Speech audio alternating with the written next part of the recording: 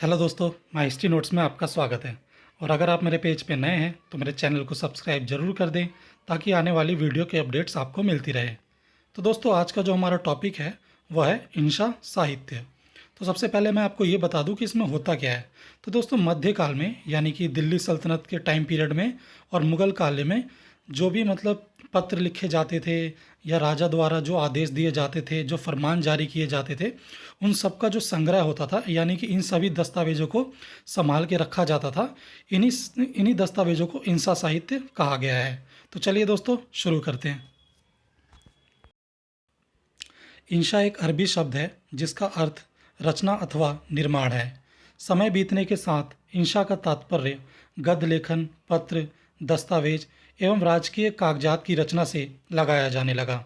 इंशा गद्य लेखन का एक विशेष तरीका होता था जो साधारण गद्य लेखन से भिन्न था। धीरे धीरे यह शैली अरबी एवं फारसी का एक विशिष्ट रूप बन गई। इंशा साहित्य को इसकी खूबियों की वजह से पढ़ा जाने लगा, इसकी अच्छाइयों और खामियों को जाना जाने लगा। पत्र लेखन व अन्य दस्तावेज इसका हिस्सा बने और इसकी अपनी एक अलग पहचान बन गई। पत्र व्यवहार संदेशों को न केवल एक जगह से दूसरी जगह ले जाने का काम करते थे, बल्कि साहित्य दृष्टि से भी बेहतरीन थे। उस समय के इतिहास को जानने के लिए उन्हें महत्वपूर्ण स्रोत माना जाता है। इंशा साहित्य से हमें मध्यकाल में प्रशासन के संचालन, सामाजिक सांस्कृतिक स्थितियों और विचारों के विषय में भी प्राथमिक जानकारी उपलब्ध कराते हैं। इंशा लेखन का इस्तेमाल अपनी आंतरिक भावनाओं को व्यक्त करने के लिए भी किया जाता था, किंतु इसको लिखने की अपनी एक अलग कला थी। इसे अर्थपूर्ण भाषा में लिखा जाता था। इसमें शब्दों का चयन भी विशिष्ट स्थान रखता था, क्योंकि इन शब्दों के एक से अधिक अर्थ निकाले जा सकते थे। इसे व्यंग्यात्मक, पहेलियों, दांव पेच से युक्त शैली में लिखा जाता था। परंपरागत शैली में इंशा को रसायल के रूप में भी जाना जाता है, जिसका अर्थ पत्र होता है। रसायल साहित्य दो रसायल साहित्य को दो भागों में विभाजित किया जा सकता है। पहला तौकियात और दूसरा मुहावरात। तौकियात शासकों एवं अधिकारियों के आदेश तथा निर्देश होते थे, जबकि मुहावरात के अंतर्गत तहत पत्र एवं पत्राचार को शामिल किया जाता था। यदि पत्र पाने वाला कोई उच्च अधिकारी होता तो पत्राचार के लिए प्रयोग होने वाले पत्र को मुराफा कहा जाता था, और यदि पदाधिकारी निम्न स्तर का होता तो उसको भेजे जाने वाले पत्रों को रक्का कहा जाता था। यदि पत्र भेजने वाले और पाने वाले का पद स्तर समान होता तो उनके मध्य होने वाले पत्राचार के पत्रों को मुरासाल के नाम से जाना जाता था। इसके अलावा पत्रों की अन्य श्रेणियां भी पत्र भेजने वाले व लिखने वाले के पद स्तर एवं संबंध पर निर्भर करती थी। उदाहरण के लिए, यदि पत्र लेखक राज्य का शासक होता था तो उसके द्वारा लिखित इंशा को फरमान, मानसूरा अथवा फतहनामा की श्रेणी में रखा जाता था। इंशा के रूप में साहित्य लेखन का विकास अरबी और फारसी को माना जाता है। उपलब्ध स्रोतों के आधार पर इसकी ऐतिहासिकता को प्राचीन साम्राज्यों में खोजा जा सकता है। यह पता चलता है कि इस प्रकार के लिखित दस्तावेजों का प्रयोग अरब क्षेत्र में इस्लाम के आगमन से पूर्व होने लगा था, परंतु इन दस्तावेजों की संख्या सीमित है। अरब क्षेत्र में इस प्रकार के दस्तावेज निर्देशों, संधियों और पत्रों के रूप में अरबी भाषा में देखने को मिलते हैं। इस्लाम के उद्भव के साथ इस प्रकार के दस्तावेजों का प्रयोग काफ़ी बढ़ गया। इस्लामिक राज्य के विस्तार के साथ पदाधिकारियों के साथ होने वाले पत्राचार, उनको दिए गए निर्देशों, आदेशों के रूप में इंशा साहित्य का प्रयोग बढ़ गया। भारत में दिल्ली सल्तनत की स्थापना मध्य एशिया, खुरासान एवं इराक में मंगोल शासन सत्ता की स्थापना के साथ हुई। गौरी की विजय के साथ ही भारत में पश्चिम से लोगों का स्थानांतरण बढ़ा, जो दिल्ली सल्तनत के दौरान और अधिक बढ़ता गया। यहाँ पर आने वाले विद्वानों, लेखकों एवं कवियों ने फारसी भाषा के योगदान में विशेष योगदान दिया। 13वीं शताब्दी तक फारसी साहित्य परंपरा का पर्याप्त विकास हो चुका था, परंतु इंशा साहित्य शैली प्रचलन में नहीं थी।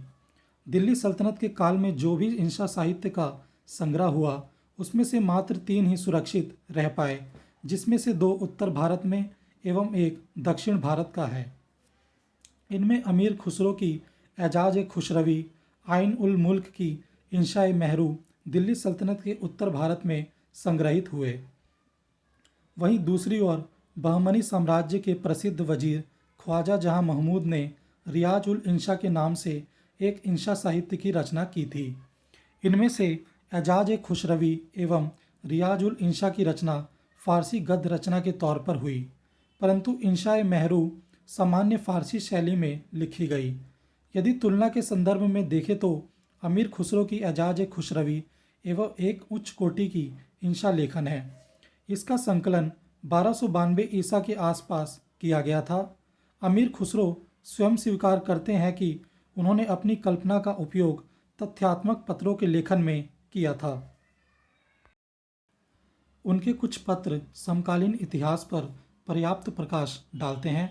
उनके द्वारा उल्लेखित 2 ऐसे महत्वपूर्ण पत्र हैं: अलाउद्दीन के पदारोहण पर जारी किया गया फरमान और लखनौती की विजय के बाद बलबन द्वारा जारी किया गया फरमान। खुसरो का संग्रह इसलिए भी उपयोगी है कि इन पत्रों के माध्यम से हमें उस अवधि की विभिन्न साहित्यिक और सामाजिक शख्सियतों के बारे में जानकारी मिलती है। मुगल सत्ता की स्थापना के बाद भारत में फारसी इंशा लेखन का एक नया दौर शुरू हुआ। मुगलों के अधीन फारसी साहित्य एवं गद्य लेखन की शाखा के रूप में इंशा शैली अपनी नई ऊंचाइयों पर पहुंच गई। दिल्ली सल्तनत के समय से जो इंशा शैली चली आ रही थी, उसमें न केवल विकास हुआ बल्कि अन्य इंशा शैलियों का प्रचलन भी आरंभ हुआ। इस समय इंशा लेखन के कई विद्वान खुरासान एवं मध्य एशिया से मुगलों की सेवा में आए थे। उनमें से एक जॉन काफ़ी, खानदामीर, यूसुफ बिन मोहम्मद यूसुफ़ी और कई अन्य शामिल थे। उन्होंने मुगल दरबार में इंशा शैली को बढ़ावा दिया। शेख जॉन के इंशा लेखन की नकल बाबर की बाबरनामा में देखी जा सकती है, जब बाबर खानवा के युद्ध में अपना एक फरमान जारी करता है एवं राणा सांगा पर अपनी विजय का दावा करते हुए फतहनामा जारी करता है। बाबर का ये फरमान और फतहनामा दोनों शेख जॉन की इंशा शैली में लिखे गए हैं। इसी प्रकार 1527-30 के दौरान उपलब्ध एक अन्य स्रोत वकायत बाबरी में भी शेख जॉन की गद्य शैली को देखा जा सकता है। खानदामीर की गद्य शैली को उसके नामाए नामी एवं हबीब सियार में देखा जा सकता है। साधारण शैली एवं पूर्ण स्पष्टता उसकी शैली की विशेषता थी। उसकी लेखन शैली जटिलता एवं बनावटीपन से मुक्त दिखाई देती है। यूसुफ की रचना वादा उल इंशा भी लेखन का एक बेहतरीन उदाहरण है। उसकी रचना भी प्रलोभनों एवं चापलूसी से मुक्त है। वह अपनी रचना में अरबी शब्दों एवं फारसी मुहावरों का अधिक प्रयोग करता है। साथ ही चिकित्सा, खगोलशास्त्र, दर्शन शास्त्र जैसे विषयों के शब्दों का भी लगातार प्रयोग करता है। मुगलकालीन इंशा साहित्य में हुमायूं के कई महत्वपूर्ण पत्र भी उपलब्ध हैं, जिन्हें उसने फारस प्रवास के दौरान वहाँ के शासक शाह तहमाश को लिखे थे। हुमायूं के यह पत्र सीधी एवं साधारण भाषा में लिखे गए। इसके अतिरिक्त हुमायूं काल के कई अन्य इंशा लेखन उपलब्ध है, जिनसे यह स्पष्ट होता है कि हुमायूं के दरबार में आसान शैली में इंशा लेखनों का प्रचलन था। 16वीं शताब्दी में इंशा का सबसे बेहतरीन उपयोग अबुल फजल के लेखन में देखा जा सकता है, जो मुगल बादशाह अकबर का प्रमुख अमीर था। अबुल फजल का संग्रह फारसी इंशा का महत्वपूर्ण उदाहरण है। उसके लेखन में देखा गया है कि पूर्व प्रचलित विभिन्न इंशा शैलियों की तुलना में अबुल फजल ने अपेक्षाकृत अधिक रचनात्मक शैली का प्रयोग किया। अबुल फजल शब्दों की जटिलता पर और भाषाई बनावटपन पर जोर नहीं देता है, बल्कि उसके लेखन के 2 मुख्य उद्देश्य दिखाई देते हैं, जैसे लेखन के मुख्य संदेश को प्राप्त करने वाले तक पहुंचा देना और दूसरा संदेश में एक दार्शनिक भावना को व्यक्त करना। यदि अबुल फजल के दस्तावेजों का सूक्ष्म परीक्षण करते हैं तो स्पष्ट होता है कि वह अपने दस्तावेजों को जटिल बनाने की अपेक्षा उनमें छिपे दार्शनिक संदेशों को व्यक्त करने पर विशेष बल देता था। उसका प्रत्येक दस्तावेज दर्शन शास्त्र के शब्दों का प्रयोग करते हुए एक दार्शनिक संदेश को अभिव्यक्त करता प्रतीत होता है। इसके अलावा वह अपने अकबरनामा में ऐसे लेखकों की आलोचना करता है जो अपने लेखन में जटिल एवं बनावटी भाषा का प्रयोग करते हैं। अबुल फजल की मुकातबात ए अल्लामी और रुकात अकबर और शाही खानदान के सदस्यों तथा मुगल उमरा को लिखे गए पत्रों का संकलन है। इन पत्रों को 3 भागों में बांटा जा सकता है। पहला, बादशाह की ओर से अधिकारियों तथा अन्य विदेशी जनों को भेजे गए पत्र, फरमान और अन्य सरकारी दस्तावेज शामिल है। दूसरा, राज्य की ओर से अबुल फजल द्वारा अकबर को प्रस्तुत याचिकाएं और अबुल फजल के सहकर्मियों द्वारा उसे लिखे गए पत्र। तीसरा, सामान्य तथा विभिन्न प्रकृति के पत्र। इनके पत्र अकबर के धार्मिक दृष्टिकोण की व्यापक समझ भी उपलब्ध कराते हैं। अकबर के काल में ऐसे बहुत से लेखक थे जिन्होंने इंशा लेखन की अपनी एक अलग शैली अपनाई थी। इनमें सबसे प्रमुख अबुल फजल के भाई शेख अबुल फैजी थे। वह अकबर के दरबार का एक प्रतिष्ठित कवि था। इसके अतिरिक्त हाकिम अबुल फतेह, अबुल कासिम नामकीन का नाम भी उल्लेखनीय है। फैजी ने इंसा साहित्य का बड़ा संग्रह अपनी विरासत के तौर पर छोड़ा, जिसे लातीफ़ फैजियात के नाम से जाना जाता है। इसी प्रकार हाकिम अब्दुल फतह के पत्रों का प्रकाशन रकियात ए हाकिम के नाम से हुआ है।